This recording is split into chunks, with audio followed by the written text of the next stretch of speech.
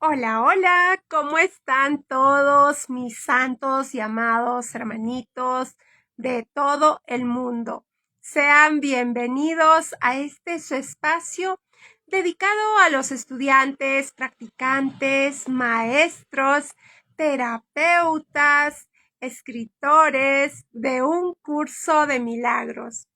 El día de hoy, en este su espacio de aprendizaje del curso, vamos a estar compartiendo con un maestro espectacular. Él es Héctor Gil García y con él vamos a estar viendo un tema que nos atañe a todos los que somos padres. Vamos a estar viendo esa sombra que proyectamos en nuestros hijos. Vamos a ver cómo nuestros hijos siempre nos están queriendo ayudar. Es por eso que primero tendríamos que sanar nosotros para que de esa manera podamos ayudar a sanar a nuestros hijos. Bueno, vamos a ver cómo nos lo muestra el día de hoy nuestro amoroso maestro Héctor Gil García, quien ya está por aquí, y le voy dando la bienvenida a todos los que se están uniendo. Muchísimas gracias. Vamos a darle la bienvenida. Estará dando justamente un taller maravilloso acerca del tema del que hablaremos el día de hoy. ¿Eh? ¡Maestro! Hola, Jackie. Estás muy bien, maestro. Hola, Jackie. Bienvenido. Gracias. Aquí estamos en Zaragoza, España, con bastante frío, pero muy contentos de estar aquí. Ay, sí, mira, acá también el tiempo está muy friecito por estos días. Bueno, pues maestro, muchísimas gracias por habernos dicho que sí y compartir con nosotros este tema. Bueno, todos los temas son importantes definitivamente, pero yo creo que este tiene lo suyo y está buenísimo, buenísimo. Así es que nada, maestro hermoso, ¿qué te parece si damos inicio con un pequeño instante santo tuyo? Si tú estás de acuerdo, ¿ok? Perfecto. Listo, adelante, maestro. Muchas gracias. Pues vamos allá, cerramos los ojos, observamos la respiración y la hacemos un poquito más lenta, más profunda de lo habitual.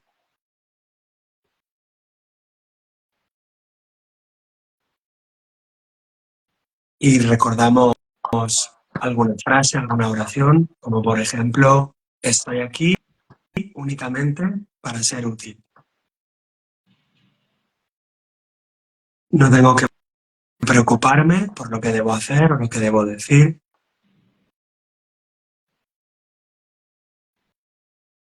Pues aquel que me ha enviado me guiará.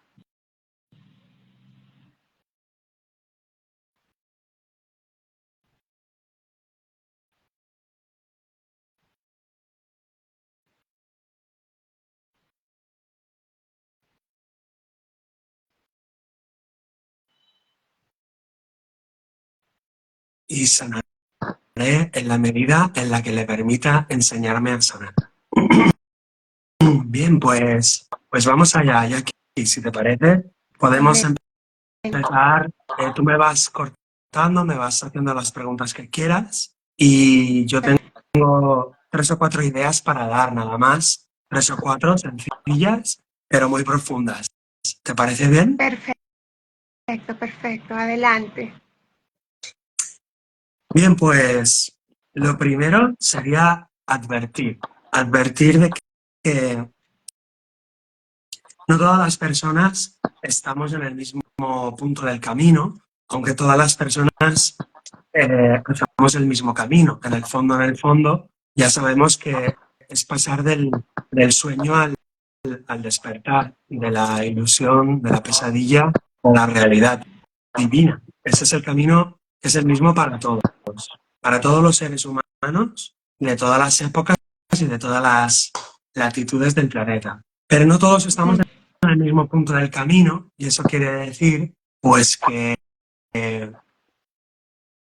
A lo mejor hay algunas ideas o enseñanzas que nos vienen bien en un momento del camino, pero que a lo mejor antes de tiempo son unas enseñanzas molestas, incómodas o incluso que hacen crecer el miedo y la culpa. Por lo tanto, cada enseñanza debería ser impartida y aceptada en el momento adecuado y no antes de tiempo.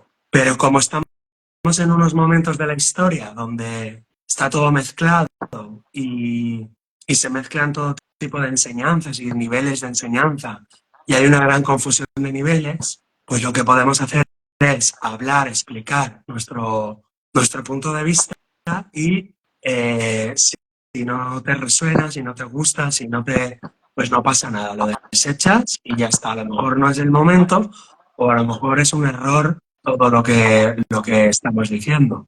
Dicha esta advertencia, esta salvedad, pues vamos allá con el tema que nos ocupa. La sombra, Buenísimo. sí, la sombra y cómo se manifiesta en nuestros hijos. Bueno, lo primero que podemos decir, como para transmitir una enseñanza muy profunda, es que nuestros hijos no son nuestros hijos. Son los hijos y las hijas de la vida que vienen a través nuestro, pero que nosotros tenemos un rol de cuidadores, de protectores, pero no son nuestros hijos. Eso es lo primero que tenemos que decir y ya esto al 99% de las personas le cuesta mucho, porque todo el mundo cree que este es mi hijo, que esta es mi hija. Y ese punto de vista es útil solamente la mitad. La otra mitad es un punto de vista inútil porque genera posesión de nuestros hijos e hijas y genera una identidad falsa, creyendo que esa persona es tu hijo o es tu hija y creyendo que tú eres padre o eres madre de ese cuerpo. Por lo tanto, nos lleva a una relación especial y a una relación, digamos, posesiva y a una relación, digamos, de amor especial, que en el fondo es lo mismo que el odio especial. Con lo cual, ¿qué estoy diciendo? Que todos los padres y las madres que se identifican como padres y madres de sus cuerpos, de sus hijos, estamos desarrollando una relación de amor y de odio especial. ¿Qué quiere decir amor y odio especial? Pues que no es amor puro ni amor verdadero, sino que ese mismo amor se convertirá en odio en cuanto cambien las circunstancias externas. Ese mismo amor se convertirá en odio en cuanto el cuerpo de esa persona se muera o se ponga enfermo o desaparezca o nos diga que ya no nos ama. Y esa es la prueba de que no es amor verdadero. Es amor especial, es una relación especial porque no es universal, no es independiente. ¿Y cuál sería la postura correcta? Que todos los seres humanos de todas las épocas, sean hijos o no nuestros, todos son hijos de Dios. Por lo tanto, nosotros, digamos, ayudamos a construir ese cuerpo, pero el alma o la mente de ese niño o de esa niña no la hemos creado nosotros, la ha creado Dios. No somos los dueños de esa mente de ese niño ni de esa niña, somos acompañantes, somos terapeutas de esas almas, de esas mentes, pero no somos ni sus dueños ni sus poseedores. Y ese punto ya es fundamental. Este punto ya es fundamental porque todo punto de vista donde yo creo realmente que ese es mi hijo o que esa es mi hija, si me creo eso, ya estoy, digamos, por así decir, negando que esa mente es hija o hijo de Dios, creyendo que es hijo o hija mía. Por lo tanto, ya es un punto de vista erróneo. Las mentes humanas, todas las almas humanas son hijas e hijos de Dios. Y el padre y la madre en este plano, en este mundo, lo que hace es ayudar a construir ese cuerpo y a proteger, a acompañar a esa mente hasta que se emancipe y sea libre. Por lo tanto, la función del padre y de la madre es similar a la del arquero, que coge la flecha y la protege, la cuida y la lanza hacia el futuro para que sea libre. Todo lo que sea criar hijos para que sean fuertes, valientes, generosos y libres, va a dar buenos resultados. Todo lo que sea criar hijos o hijas para que sean mi posesión, mi pertenencia, para que resuelvan mis conflictos, para que sanen mis heridas, para que hagan lo que yo no pude hacer, en fin, todo lo que llamamos una carga transgeneracional, eso, digamos, le carga al hijo y a la hija con un peso y con una información que no tiene por qué cargar. Y eso se va a manifestar en forma de enfermedades físicas, conductuales y psíquicas o psiquiátricas o psicológicas. ¿Hasta ahí? ¿Ya aquí? Buenísimo, perfecto, súper entendido. Súper entendido. Ahora bien, vamos a seguir un poco entonces. Y si queréis, hacemos preguntas. De aquí a unos minutos hacemos un montón de preguntas. Más cosas. Pueden ir formulando Fijaros preguntas. Ajá, muy bien. en otras cosas. Mirad, el bebé cuando nace, tanto si es un niño como si es una niña, el bebé se pasa 9 meses dentro de la barriga de la mamá. Y ahí coge, como ya sabemos, toda la información de la mamá a nivel inconsciente, se va llenando de información ese bebé, de las tristezas, las penas, las alegrías, las moléculas, lo que la mamá come, lo que la mamá siente, todo. Y también de la atmósfera de la casa y también de la atmósfera, digamos, de la ciudad o del pueblo o de la tribu. Pero todo a través de la mamá. Es decir, que si la mamá hace un buen filtro, al bebé solo le llegan cosas buenas. Si la mamá no hace un buen filtro, el papá, el pueblo, la tribu, afecta al niño, pero no directamente, sino a través de la mamá. Y por lo tanto la mamá tiene ahí una responsabilidad muy grande, una responsabilidad enorme. Pero esto no es para que se sienta culpable, para que te sientas culpable, sino para que veas la capacidad, el poder tan grande de la naturaleza de poder enfermar a tu hijo y también de poder sanar y curar a tu hijo. Los dos poderes van juntos. Si yo quiero sanarlo, también tengo que aceptar el poder de enfermarlo. Y si yo quiero enfermarlo, tengo el poder de sanarlo. Bien, pero es que luego nace el bebé y durante 9 meses más hay lo que se llama un embarazo extrauterino. Que esto casi nadie lo sabe y casi nadie lo explica y casi nadie lo habla.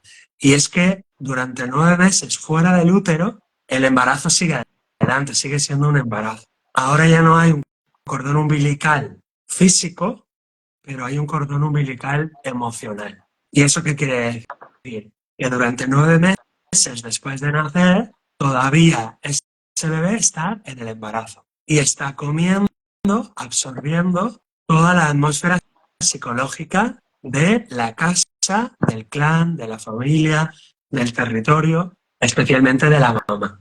Y por lo tanto, ahí comienzan un montón de paquetes de información que se empiezan a acumular, digamos, alrededor de la mente de ese bebé. Luego ese bebé se va convirtiendo en un niño o niña de 1 año, 2, 3, 4, hasta, vamos a poner, 6, 7 años, y se va configurando la mente egoica, lo que llamamos el ego en psicología o en el curso de milagros, el ego. Aquí, perdón, Antonio nos dice que no se escucha. Antonio, no se escucha. ¿Tú me oyes ya aquí? Yo te escucho clarísimo, pero a ver si alguien más no está escuchando. Antonio, dale clic a la pantalla y a veces recién allí se activa el audio. Bien, bien, entonces, ¿qué quiere decir? Que durante de los 0 a los 7 años, la mamá y el niño o la niña se fusionan. Y en realidad, solo hay un ser todavía. Hasta que el ego psicológico del niño o la niña se desarrolle, solo hay un ser. O sea que durante unos años es un solo ser. Digamos, hay dos cuerpos, pero es un solo ser. ¿Y esto qué significa? Pues que se va creando lo que en psicología junguiana conocemos como el complejo materno. El complejo materno quiere decir todo ese paquete de información que el niño o la niña absorbe del papá, de la mamá, y que le va a condicionar de por vida, le va a condicionar toda su vida, a no ser que haga mucha psicoterapia o que haga un trabajo, digamos, de despertar espiritual o de despertar psicológico, llamarlo como queráis. Si el niño o la niña, cuando es un hombre o una mujer, hace un proceso de emancipación emocional, psicológico, individual, entonces ese niño o niña se va separando de esas memorias perinatales. Pero si el niño o la niña no hacen un crecimiento espiritual, psicológico, una maduración, entonces esas memorias perinatales, ese complejo materno, va a condicionar la vida de ese ser adulto hasta que se muera, aunque tenga 90 años. ¿Y qué quiere decir que lo condiciona? Por ejemplo, pues que esa persona va a tener, por ejemplo, preponderancia para las enfermedades. ¿Por qué? Porque aprende de niño, de bebé, que cuando está enfermo, la mamá le mira, la mamá le cuida, la mamá le besa, la mamá le abraza. Conclusión, se forma un anclaje de que cuando estoy enfermo me cuidan, cuando estoy sano no me miran, no me hablan, no me abrazan. Entonces, digamos que se va formando todo el ego psicológico, con todas sus estrategias, tal como vemos, por ejemplo, en la filosofía budista o en un curso de milagros, cuando se describe la dinámica del ego, cómo funciona el ego, a través del chantaje, la culpa, la manipulación, el dominio, el llamar la atención. Todas esas estrategias del ego se configuran en esas etapas, de los 0 a los 7 años. Por lo tanto, el complejo materno es una información normalmente muy tóxica, en el sentido de que se configuran egos, digamos, con muchos deseos, muy chantajistas, y que lo que quieren es, digamos, acaparar el poder, la atención, digamos, del papá o de la mamá. Y esos egos, normalmente, cuando nos hacemos mayores, si no hacemos un proceso muy profundo de sanación y de conciencia de ese ego, pues siguen funcionando hasta, como decíamos antes, hasta la ancianidad.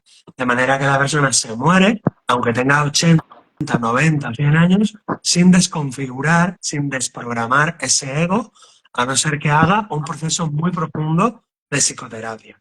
Bien, más cosas. ¿Qué ocurre? Que tradicionalmente el papá, en las sociedades preindustriales, hace cientos y cientos y miles de años, el papá tenía una función, que era arrancar al bebé, al niño o a la niña de la mamá para que ese niño o esa niña entrara en la vida adulta. Y entonces ahí existían los rituales de paso, los ritos de pasaje o los ritos de paso. Y entonces el papá, la función paterna era arrancar a ese niño o niña de las faldas de la mamá, en el sentido amoroso, cariñoso, sacarlo de la casa familiar, del gineceo, de la habitación de la mamá, para que ese niño o niña saliera al mundo. Y entonces el papá hacía de puente entre el mundo femenino y el mundo masculino. El mundo de las sociedades, las relaciones sociales, las profesiones, los trabajos, los oficios, el mundo de las relaciones de los adultos. Por eso, el ritual de paso entre el niño y el adulto era una función, por así decir, masculina. Y por eso, tanto los niños como las niñas realizaban ese ritual a través de pasar unos días en el campo, de pasar unos días con los compañeros lejos de la casa familiar, y aprendían a cazar, a comer su propia comida, a hacer su propia ropa. Es decir, eran ritos de paso que eran un poco duros, pero lo que hacían era un proceso de regeneración psicológica, un proceso de restauración mental o psíquico, y de alguna manera moría ese niño o esa niña, moría para nacer un adulto a la tribu. Y entonces ese niño o esa niña se podía casar o podía desarrollar una profesión o podía estudiar o podía viajar y empezaba, digamos, otro tipo de vida. ¿Qué ocurre? Que hoy resulta que ya no existen esos rituales de paso, ya no existen los ritos de paso. Entonces tenemos hombres y mujeres que psicológicamente son niños y niñas en muchos aspectos de nuestro ego. Seguimos siendo infantes, infantiles en muchos aspectos de nuestro ego. Lo que se llama el complejo de Peter Pan es una forma popular de hablar de que hay aspectos de nuestra mente que están atrapadas en la infancia, porque no tenemos los ritos de paso que nos ayuden a hacer ese proceso y porque no tenemos al papá que tenga ese poder para hacer ese proceso. ¿Por qué? Porque las familias se han roto, porque las parejas se han roto, porque la institución del matrimonio ya no existe y porque las familias y los clanes tampoco existen. Entonces, hoy los que crían a los bebés, a los niños y a las niñas, son normalmente familias monoparentales o padres y madres que siguen siendo infantiles, que ellos mismos no han hecho un proceso de individuación. Por eso, la importancia de un curso de milagros, porque es todo un rito de paso. Hacer 365 ejercicios, uno cada día, durante un año, además de leer el texto, es un rito de paso de regeneración psicológica, para que la mente deje de mirar a la materia y a los cuerpos, de alguna manera, a la madre, y el ojo de la mente se vuelque y mire hacia arriba, y mire hacia el espíritu, mire arquetípicamente al cielo, al Padre. Entonces sería un cambio de mentalidad, un cambio de visión. Es una conversión. Por eso en las escuelas de filosofía como la escuela de Pitágoras, la escuela de Platón, las escuelas budistas, en un curso de milagros y en las escuelas gnósticas, por ejemplo, del Mar Muerto, hacían esos ritos de pasaje para que el alma de niño o de niña se emancipara y dejara de mirar a la infancia o de actuar como un infante para comenzar a actuar como un adulto y empezar a mirar el mundo como un adulto. ¿Y cómo sería ver el mundo como un adulto? Sería ver el mundo con el ojo de la razón y no con el ojo de la carne, no con los ojos del cuerpo. Con los ojos de la razón, según el curso de milagros, los ojos, digamos, de la mente. Entonces veríamos, digamos, en esa visión adulta, madura y emancipada de la visión, digamos, de la materia. Madre, materia. La visión materialista, la visión de los ojos del cuerpo. ¿Se entiende? Espectacularmente. Por allí están agradeciendo mucho toda la información realmente valiosa que nos estás extendiendo el día de hoy. Muchísimas gracias, maestro. Bueno, muchas gracias. Gracias a vosotros por compartir, por estar aquí juntos. Vamos a seguir pues un poquito más. Fijaros, hay una especialista en la infancia, que es una terapeuta argentina que se llama Laura Gutman, pero ella no inventa nada, ella descubre leyes de la mente humana y descubre leyes de la biología. Y también tenemos las investigaciones del doctor Hammer, que es un médico alemán que descubrió la medicina mente-cuerpo, y él descubrió que todas las enfermedades físicas comienzan con un impacto emocional. Entonces, él descubrió cómo los diferentes impactos emocionales se expresan en las diferentes partes del cuerpo en función del cerebro. Entonces hizo unas tablas, unos mapas, y descubrió que un impacto emocional de supervivencia se somatiza en el tronco cerebral y se expresa en los órganos del cuerpo de la supervivencia, como son pulmones, riñones, estómago, etc. Un conflicto emocional de protección, de falta de protección, se somatiza en el cuerpo, en el cerebelo, y se expresa en los órganos de la protección, como son pleura, pericardio, las meninges, etcétera. No lo voy a explicar todo ahora, pero a donde quiero ir a parar es a que cuando hay un impacto emocional altamente traumático, que te pilla a contrapié, que no le ves una solución y que no lo expresas, cuando tienes un impacto emocional altamente traumático, que no le ves solución, que te pilla de improviso y que no lo expresas, entonces eso te somatiza a través de tu cerebro en el sistema nervioso y luego aparece una enfermedad física. Bueno, la enfermedad física, por lo tanto, no es casualidad. No es lo mismo una hernia de hiato que una fascitis plantar, que una miopía, que unas verrugas, que unas escamas en la piel, que una psoriasis, que un cáncer de hígado. Entonces, todas las enfermedades, todas, desde el punto de vista del doctor Hammer, se corresponden con una codificación cerebral y con un impacto emocional altamente traumático. Bien.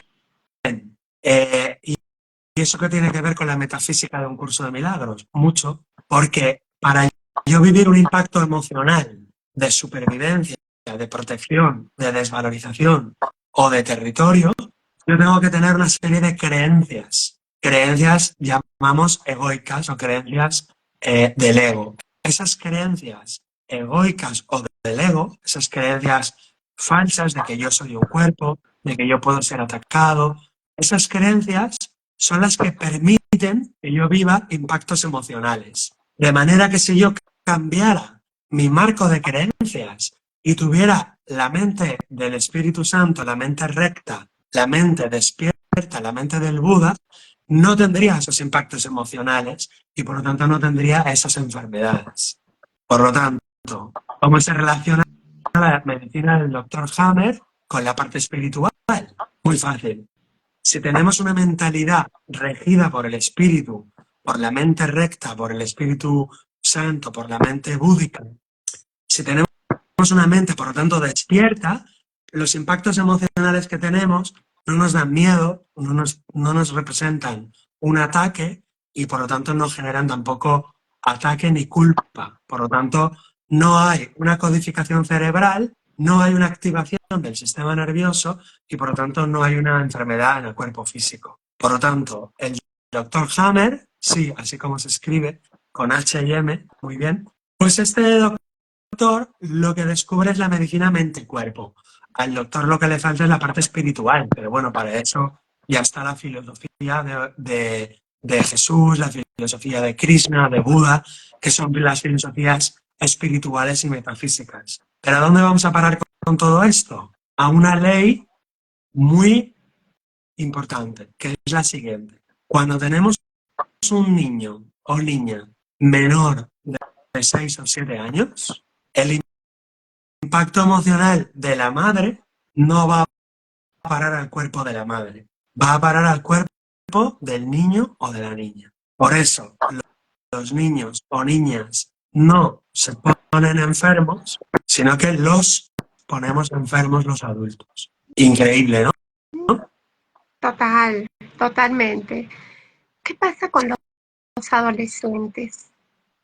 Ahora iremos a los adolescentes. Un momentito, Jackie. Porque Buenísimo, estamos con los bebés, luego con los niños, luego con buenísimo. los adolescentes. Vamos por pasos. Entonces, Gracias, los maestro. niños de menores de 6 7 años, por ejemplo, si un niño desarrolla, pues yo qué sé, una meningitis o una apendicitis o una miopía o una fiebre o lo que sea, no habría que curar o sanar al niño, sino curar o sanar a la mamá de ese niño. Y esto a las mamás les resulta muy difícil de entender y muy difícil de asimilar porque lo primero que hacen es sentirse culpables. Y repetimos, esta información no es para sentirte culpable, es para saber cómo funciona la, la mente humana y el cuerpo humano. Y la pregunta que os hago es, ¿por qué creéis que un impacto emocional muy grande, vivido a contrapié, altamente traumático que no le veo solución y que no lo expreso, un psicoshock que lo vive la mamá, ¿por qué se va al cuerpo del niño o de la niña y no al cuerpo de la mamá? Esta es la pregunta que os hago. A ver, ¿qué me respondéis?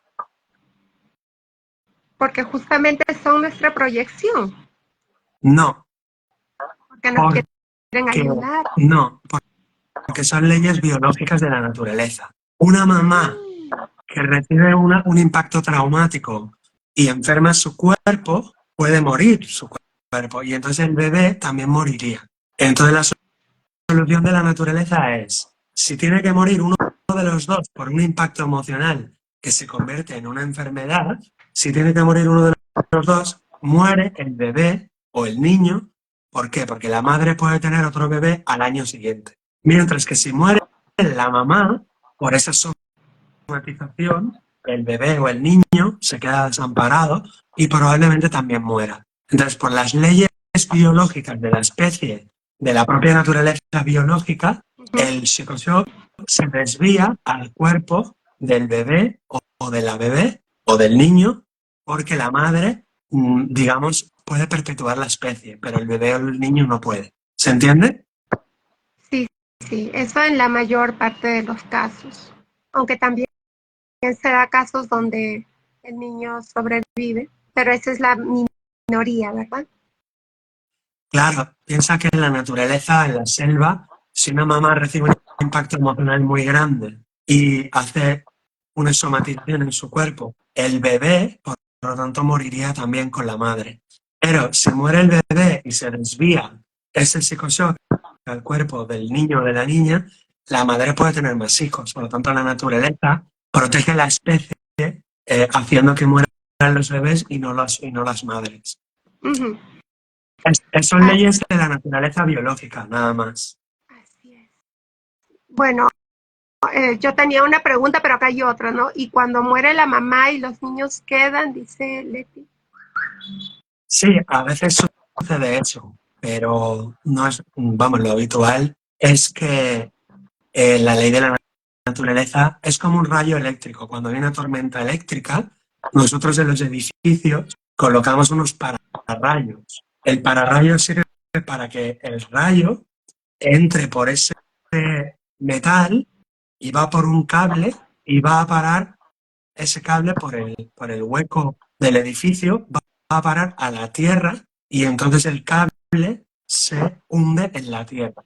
Entonces ese rayo, al ser canalizado por ese cable, por ese pararrayos, no hace daño a nadie y entonces el edificio no se rompe y la gente no se muere. Pues el psicoshock emocional es como un rayo. Entonces, si tiene que ir a parar al cuerpo de la madre o al cuerpo del bebé, va a parar al cuerpo del bebé, como digo, para que sobreviva la mamá y pueda tener hijos. Otras veces es la mamá la que muere y los bebés sobreviven, pero estos son, digamos, las excepciones. Eso ocurre a veces, eso son excepciones. Y entonces, bueno, pues el bebé se hace cargo el padre o la abuela, o se hace cargo la hermana de la madre muerta, que es la tía, en fin. Pero eso serían, digamos, las excepciones, no sería la norma general. ¿A dónde vamos a parar con esto? A que Laura Goodman, la profesora que es experta en las memorias de la infancia, escribió un libro que se llama La maternidad y el encuentro con la propia sombra.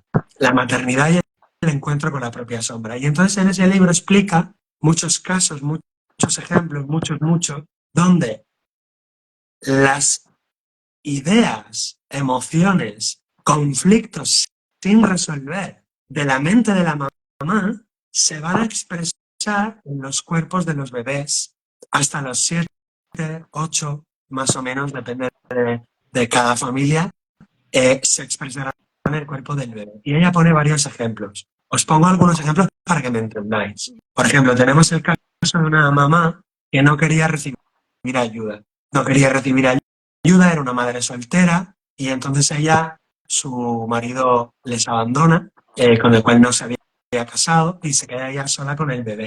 Y entonces ella se programa con una fuerza increíble de yo puedo, yo sola puedo, no necesito ayuda, yo sola voy a poder, voy a ganar dinero, voy a sacar a este niño adelante, pero el bebé se iba haciendo cada vez más débil, más débil, más débil. Y yo no crecía. Y ella seguía con esa determinación.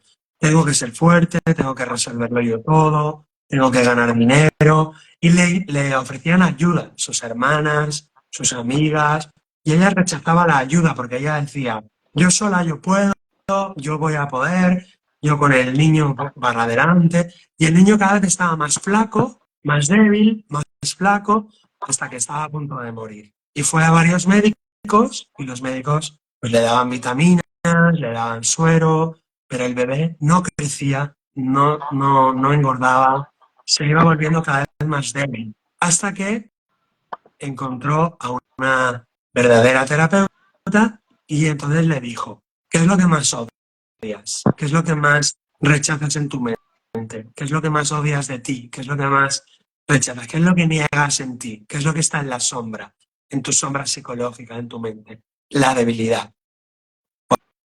Por lo tanto, aquello que yo niego, que yo rechazo, que es la debilidad, se expresa en el cuerpo del bebé y el cuerpo del bebé se vuelve cada vez más débil, más débil, más débil, hasta que está a punto de morir. Si no llega a ser porque le descubren la sombra. La sombra de esa mamá era la debilidad y el niño era débil, débil, débil, cada vez más débil. ¿Me explico? Buenísimo. Increíble. Claro, Claro, tenemos que manifestarlo. Lo estamos manifestando siempre y nos están ayudando, ¿no? A ver justo lo que rechazamos.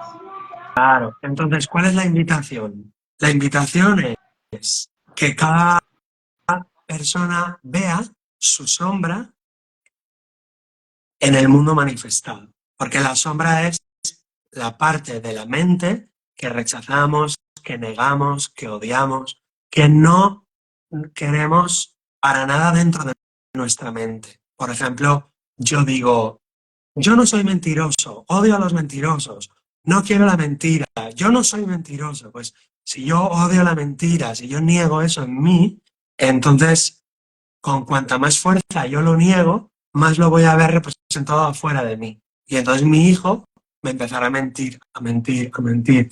Y lo descubriré que me miente, que me miente, que me miente, que me miente. Entonces, lo que yo debo hacer es apropiarme de la sombra, la proyección que yo estoy haciendo afuera en el mundo, apropiármela y llevarla a mi mente. En mi mente yo la entrego al espíritu y entonces acepto ese contenido en mi mente y lo entrego. Y entonces veo que esa persona deja de mentirme. Y vosotros diréis, bueno, esto es magia. No, no es magia, es el perdón, es el milagro. El milagro es la capacidad de deshacer la proyección afuera en el mundo. Insisto, aquello que yo niego, aquello que yo rechazo, aquello que yo odio, aquello que yo digo que yo no soy eso y que nunca lo sería, que yo nunca sería capaz de eso y que detesto ese tipo de actitudes o de personas, aquello es lo que se va a expresar si tengo un bebé en mi hijo y si tengo un niño en mi niño o en mi niña y si tengo un cuerpo en mi cuerpo. De manera que los hijos y las hijas, los bebés, las bebés y los cuerpos son la expresión, son la pantalla donde se proyecta el contenido, la información de nuestra mente inconsciente. ¿Se entiende?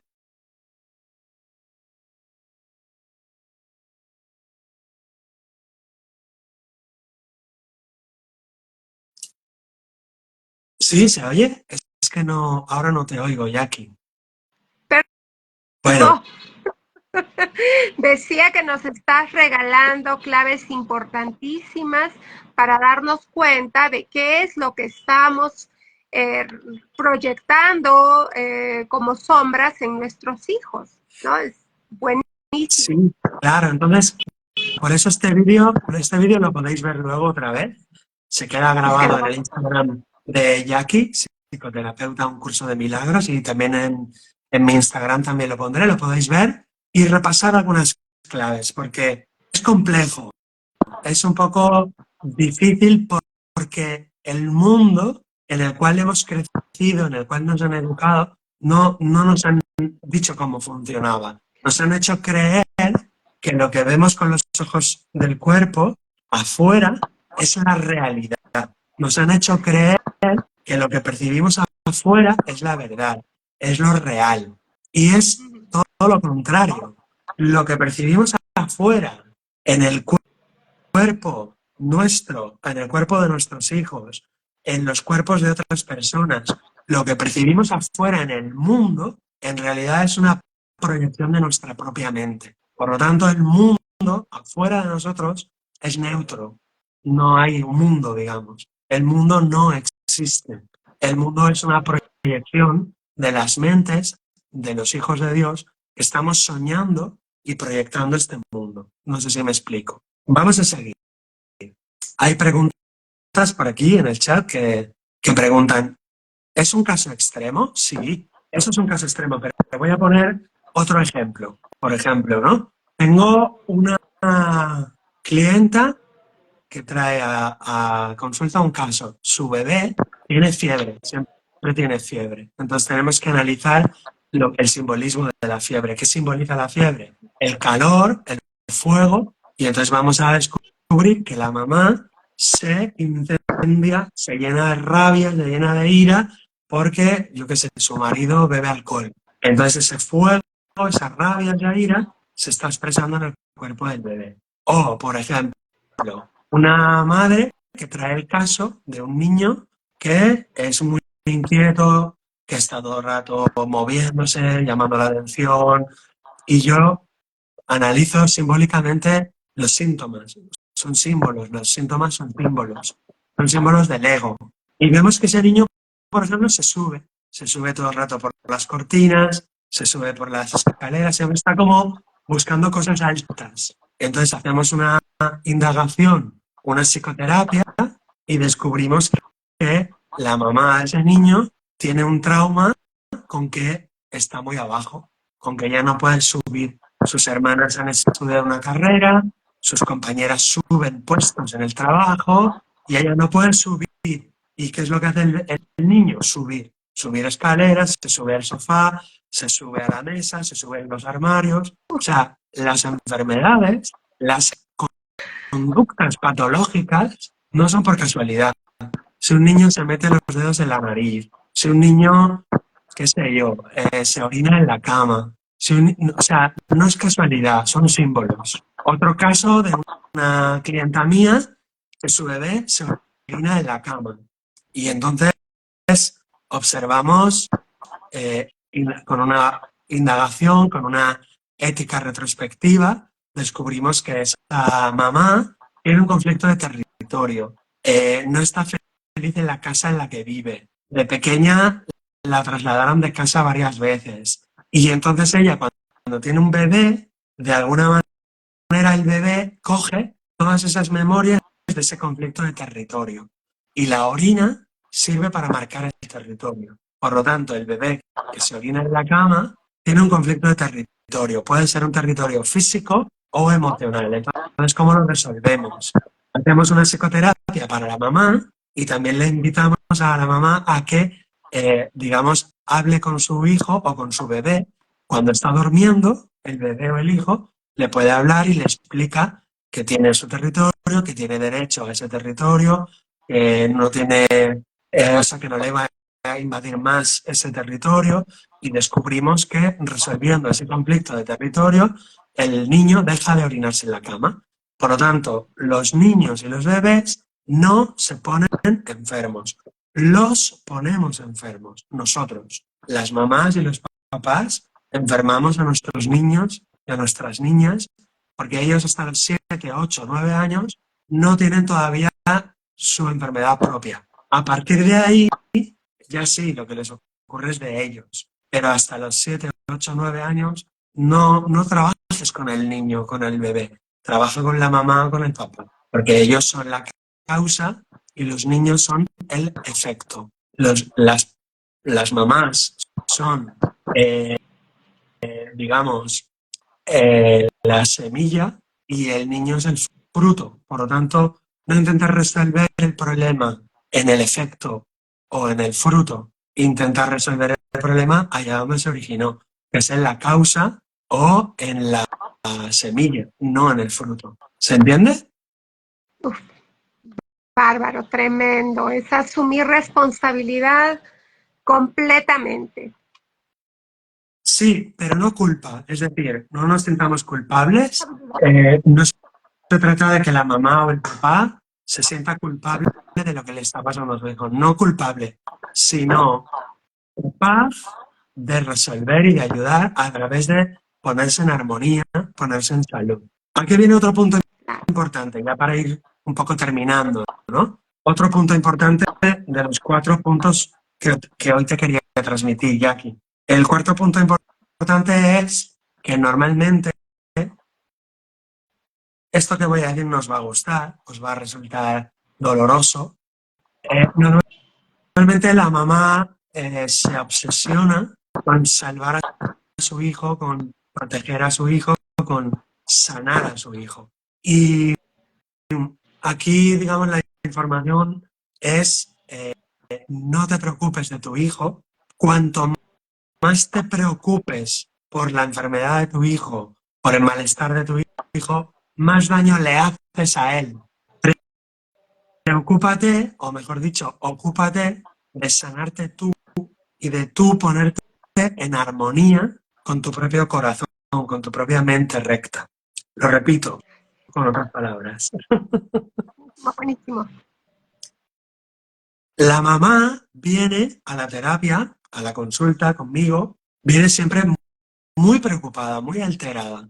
Mi bebé, mi hijo o mi hija tiene esta enfermedad, o tiene este problema, o tiene esta adicción, o tiene este conflicto, y siempre esa preocupación por salvar, por cuidar, por resolver el problema en el efecto, potencia, agudiza, incrementa el problema o la enfermedad en el efecto.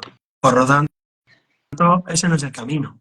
Sería algo así como, si yo estoy despeinado y yo tengo un espejo delante, yo intento peinar el espejo.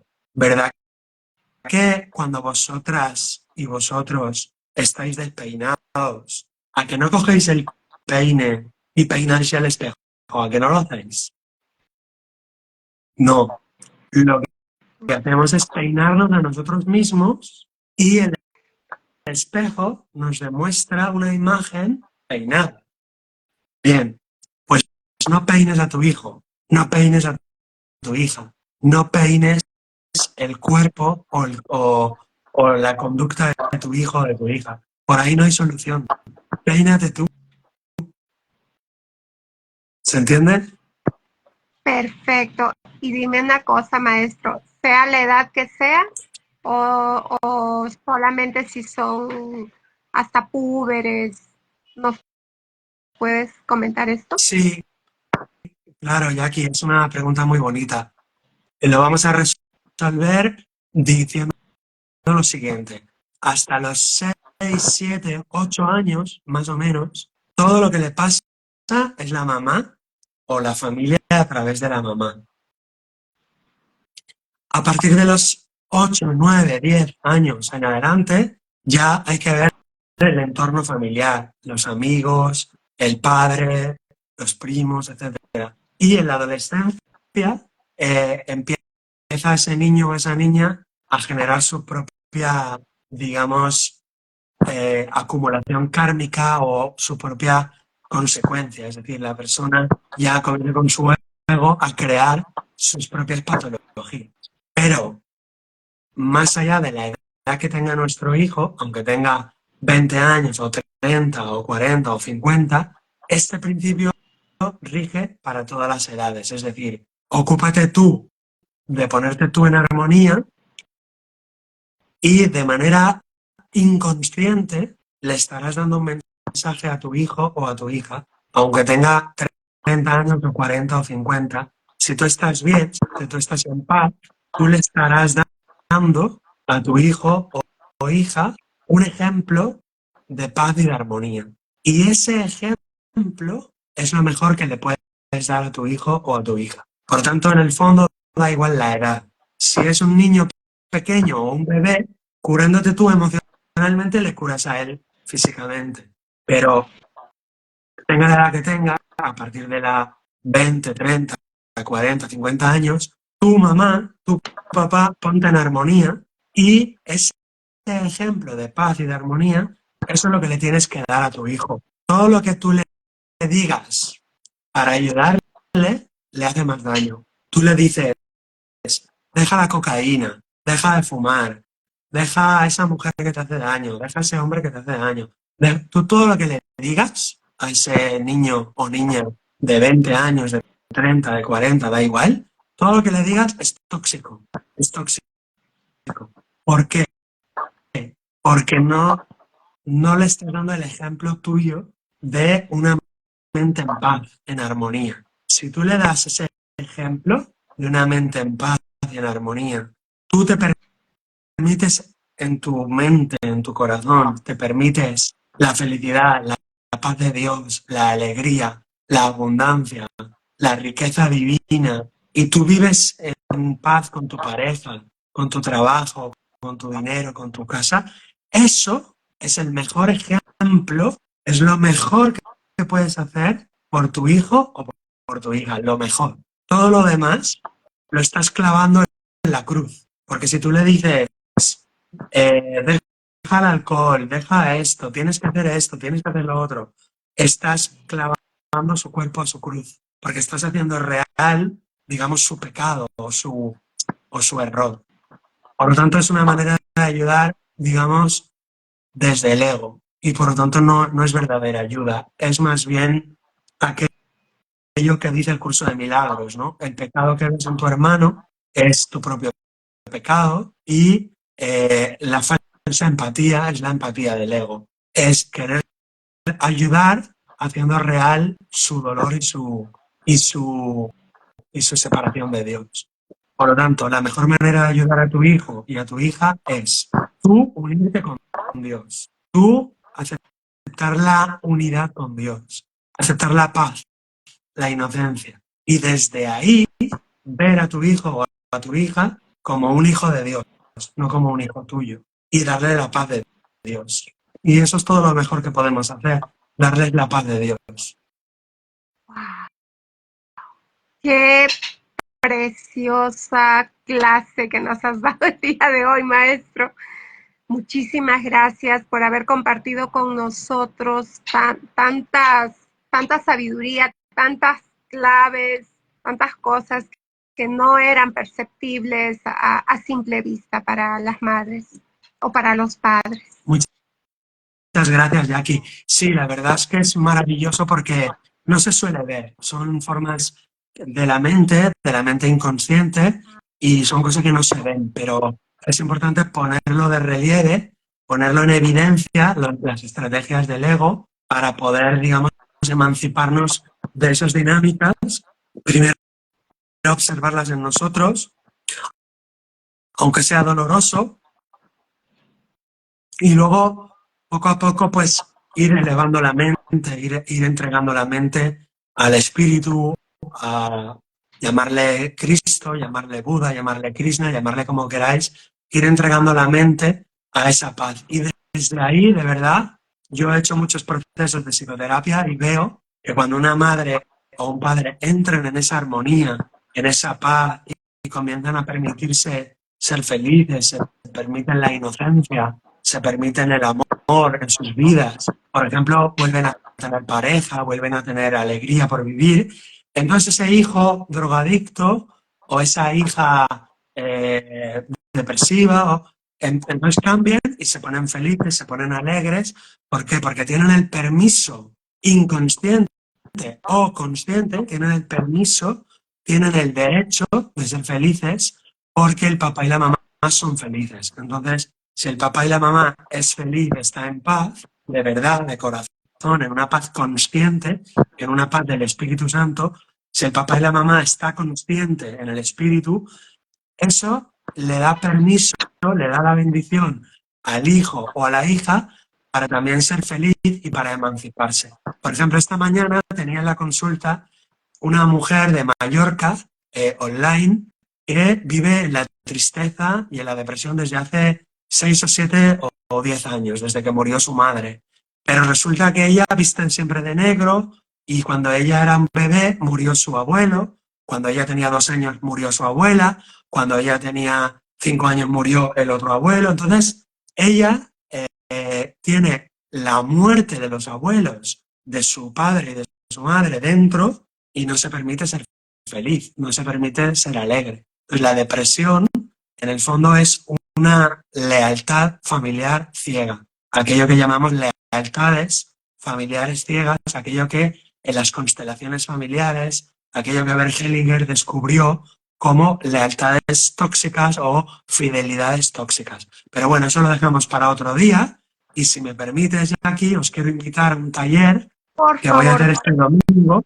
Voy a hacer este domingo un taller online de 2 horas y media online, con una pequeña parte teórica, como hoy, y una pequeña parte práctica con algunos ejercicios. Entonces, tanto si tienes hijos como si no tienes hijos, tanto si tú quieres sanar a tus hijos como si no, es un taller que te viene bien porque también esto funciona para los perros. O sea, los perros y los gatos no se ponen enfermos, son como bebés, los ponemos enfermos los dueños. Entonces esto sirve para los perros, para los gatos, para los bebés y para el propio cuerpo. El cuerpo físico es también un espejo donde se refleja la mente inconsciente. Entonces, estáis invitadas a este taller de este domingo que se llama Sana tú y luego tus hijos.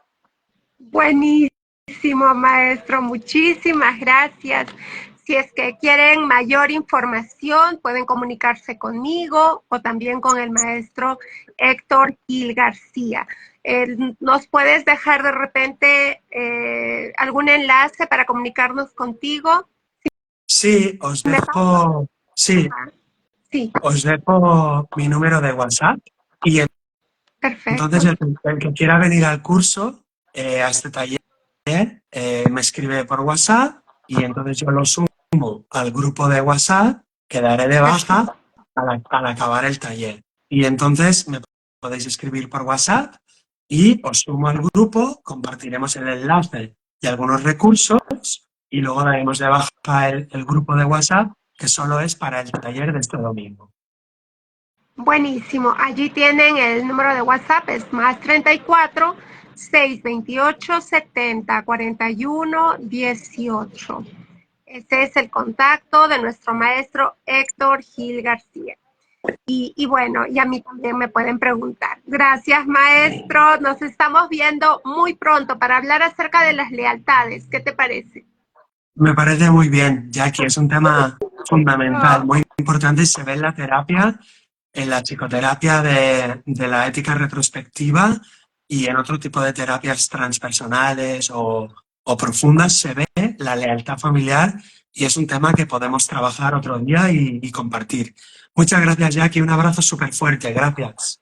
gracias a ti, maestro. Mira todos los corazones y gratitud que has estado recibiendo. Realmente, gracias, gracias. Y te ofrecemos milagros en el nombre de Cristo Jesús, a ti, a todos los que han asistido y a toda la afiliación. Muchísimas gracias. Milagros para todos. Gracias, maestro.